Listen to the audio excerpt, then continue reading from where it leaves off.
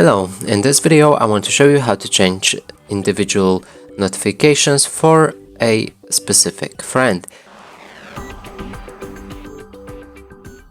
So in order to do this, let's open our friends and chat. Right here, let's get to my favorite friends, right click on them, then manage. Here there should be notifications, so click on it and you'll be able to change the notifications by selecting use my default notification settings.